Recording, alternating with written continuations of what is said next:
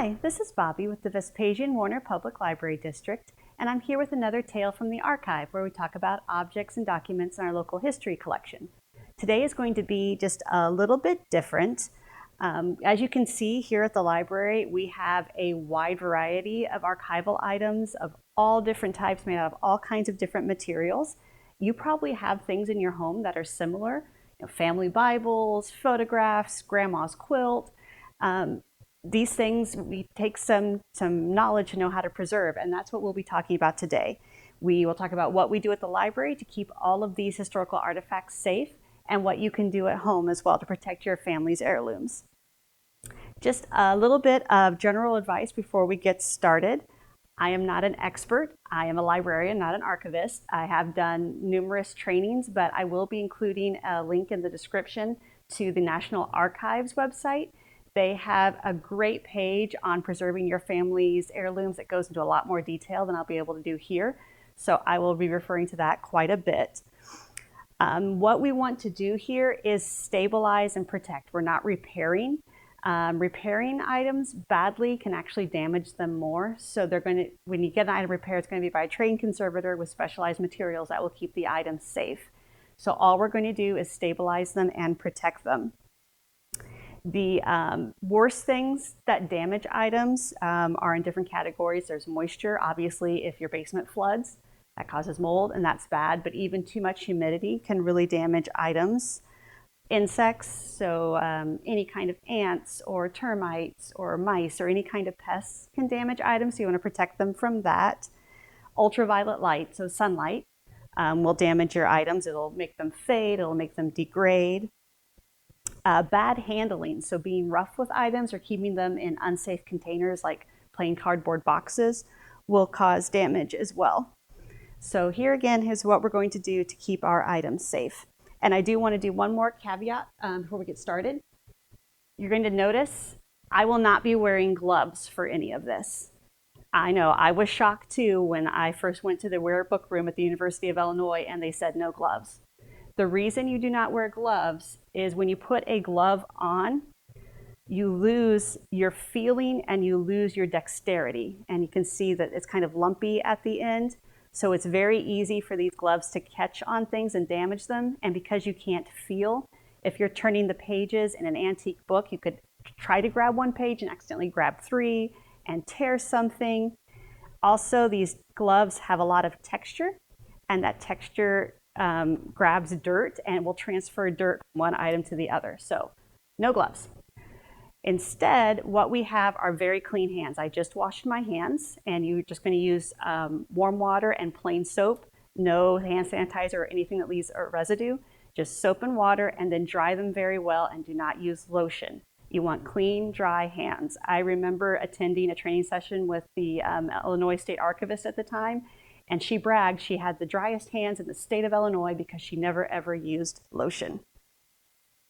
So when you're looking at your items, the first thing you want to do is get them out of anything that's bad for them. So like a cardboard box. Cardboard has a lot of chemicals and acids in it that will damage your items over time.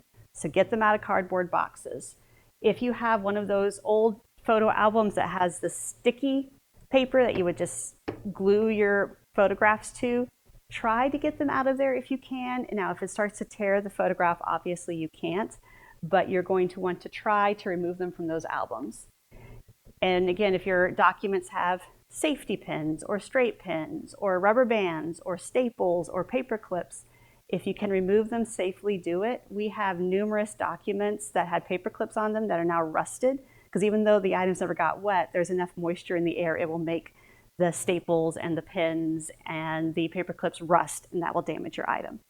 And rubber bands just kind of break down and leave a weird gunk, so you want to get rid of those as well. So if you can safely do it, remove anything from your items. And then we are going to start with books. Of course, we are a library. We have quite a few books. We are fortunate to have the collection of Clifton H. Moore. If you're not familiar with Mr. Moore, he was a very wealthy citizen here in Clinton in the 19th century who amassed a collection of around 7,000 books in his private library. When he passed away in 1901, he left his collection of books to the city of Clinton to start a public library, and we still have that collection here.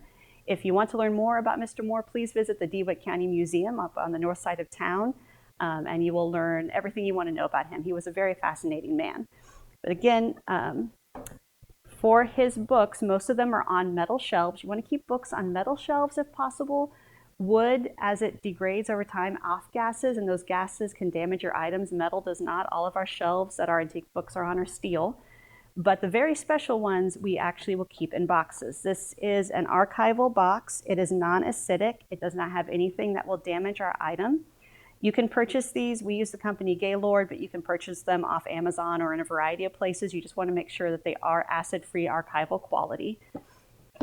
And inside, we have the oldest item in our collection. This is a New Testament that was originally published in 1600 in Antwerp. And as I hold it, I'm going to use both hands as much as possible. And I'm going to make sure it is on a stable surface. And I actually don't trust that as a stable surface. So I'm just going to set it right on the table.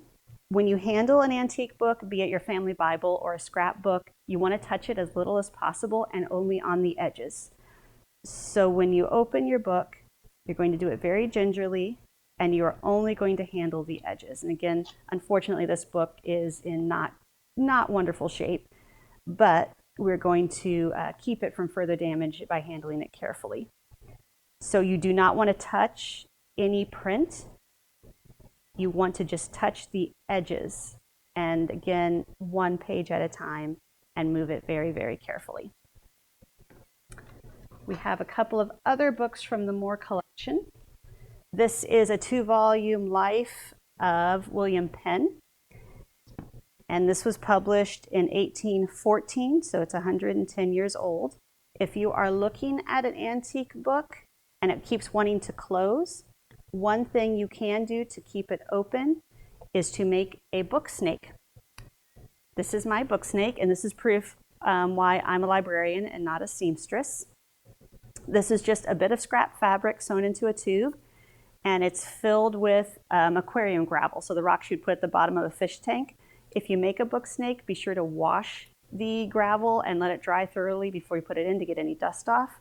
And I put a little tongue and eyes on mine because why not? But you can set this very carefully on the edge of your book, again, not touching any prints, to hold it open while you are looking at it. If you have a book like this one or like this one where the cover has come off and you can't afford a conservator to put it back on, please don't tape it or glue it. We have numerous books in this condition, more than we could afford to all have preserved. You can tie it. Again, you can buy this online. This is an acid-free string that is very flat, and you can just tie the book together. When you make your knot, make sure you make it on this. This is the text block. Make sure it's on this part of the text block so you don't have the knot pushing into the book, because that can lead to further damage.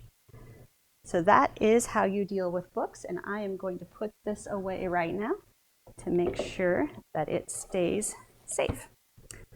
Moving on to photographs.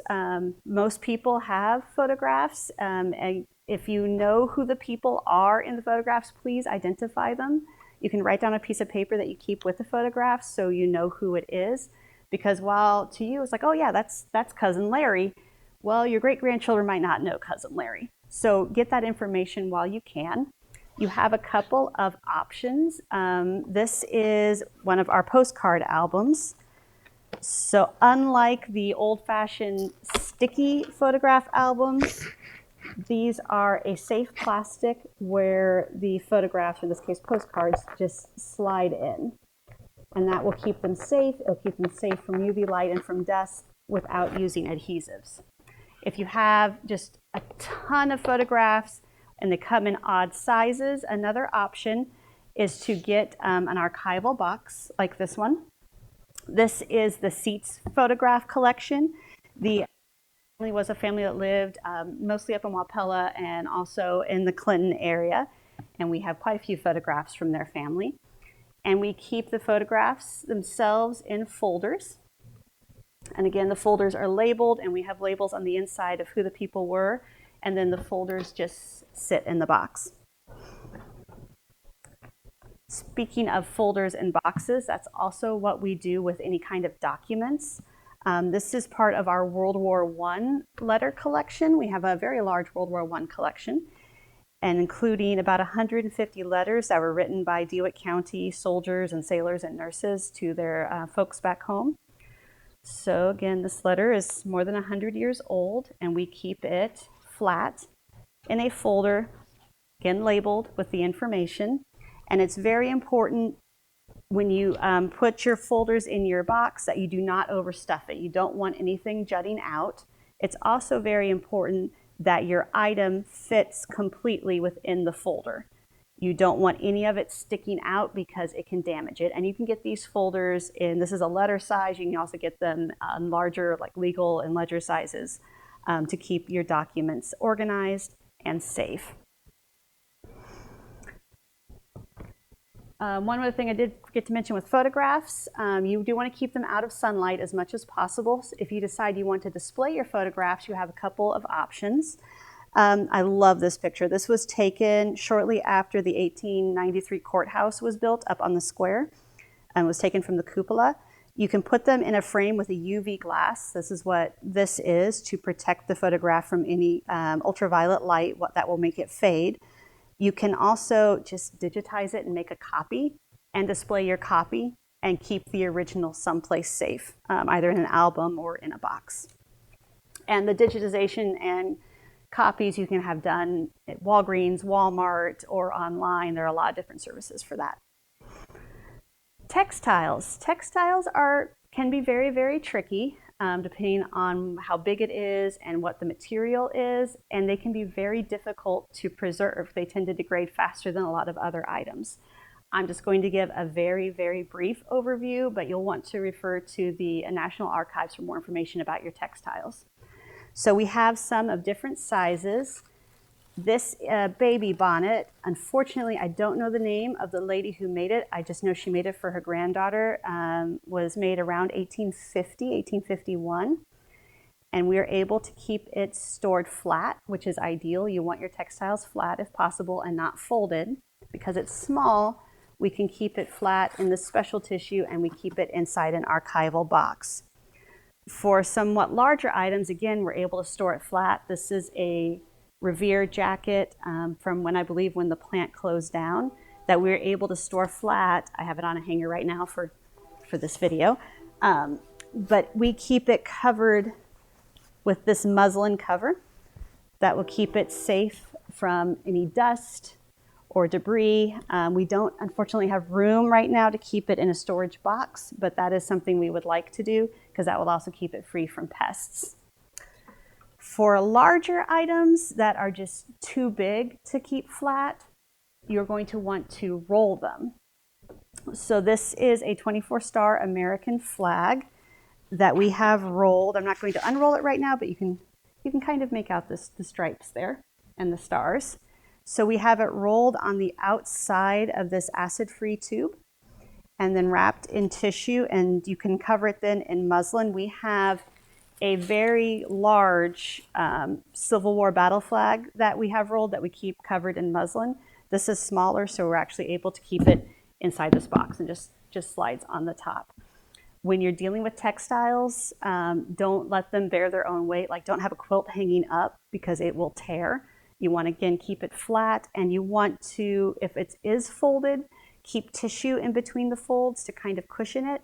And then about once a year or so, open it up, unfold it, and refold it a different way so you don't get permanent creases. And lastly, stuff. So the artifacts that aren't in any of these categories. So grandma's china, silver teapots, anything that just doesn't fit into a neat category. So artifacts. This is a Civil War drum that we have that belonged to William Dunham. He was a drummer boy from Waynesville. It's very large, and when we looked at the possibility of getting a special archival box made for it, we're going to say it was prohibitively expensive to get that done. So I spoke with an art conservator, and what he actually recommended was a Rubbermaid container. This is a brand new, never used for anything else, Rubbermaid container that I purchased just for this item. I have a block of styrofoam in the bottom with tissue over it to protect it, and then when it sits in here, this tissue is wrapped around it. So when the item is on display, it is protected from dust and from pests, and because it's opaque, it's not see-through, it's protected from light as well. So if you buy a container for your artifacts, please make sure they are not see-through because you want to protect them from light. So the last thing I will talk about before we wrap up is why. Why do we preserve these items? Well, for me, as someone with a history background and someone who loves local history and loves this community, these are the stories of our community.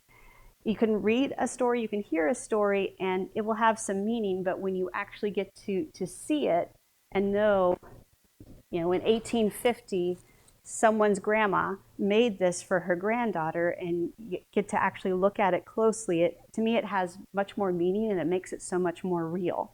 And you want to do that with your family items as well.